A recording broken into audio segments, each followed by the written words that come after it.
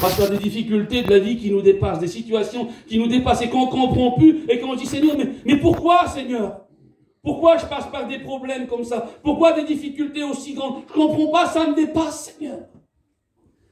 J'aimerais te dire ce matin, si tu vis une situation compliquée comme ça, si tu vis une incompréhension de la vie, des difficultés de la vie, des combats, si tu es dans un désert ça se traverse.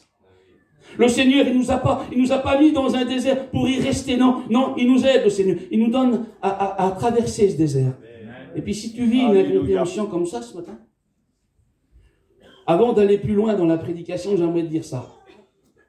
Que tu n'es pas un cas isolé. Tu n'es pas tout seul.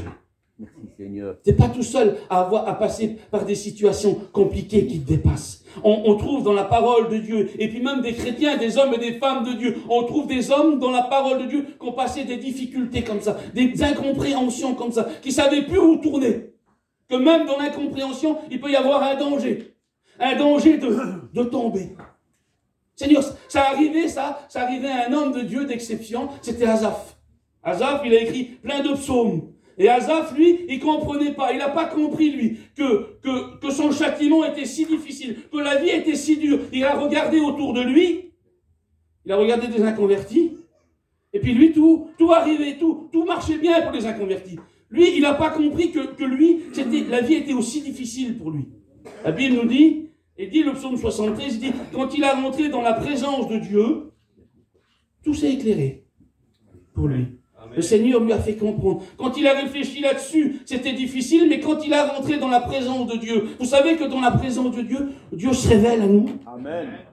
C'est dans la présence de Dieu que Dieu parle. C'est dans la présence de Dieu. Le Seigneur lui a fait comprendre à Asaph l'importance d'être un chrétien.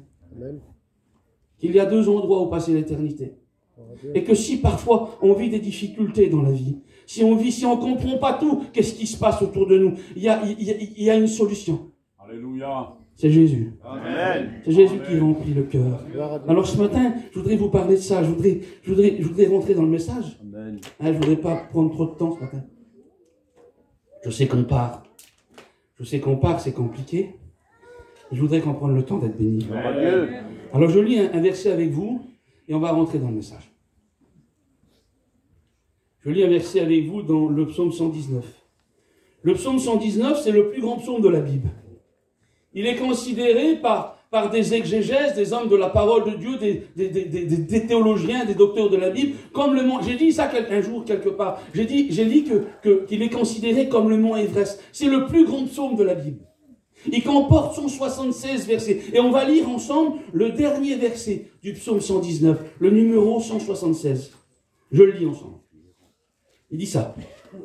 Je suis errant comme une brebis perdue. Point. C'est important. Le point est important. Parce qu'il sépare le verset en deux. Le point.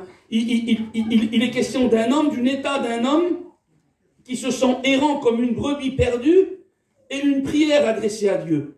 Cherche ton serviteur, car j'oublie pas tes commandements. Je relis. Je suis errant comme une brebis perdue. Point. Cherche ton serviteur, car j'oublie pas ton commandement. Je voudrais, avant d'aller un petit peu plus loin, étendre de l'eau, vous avancez.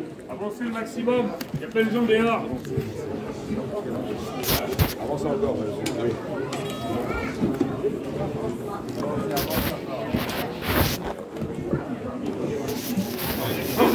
Amen.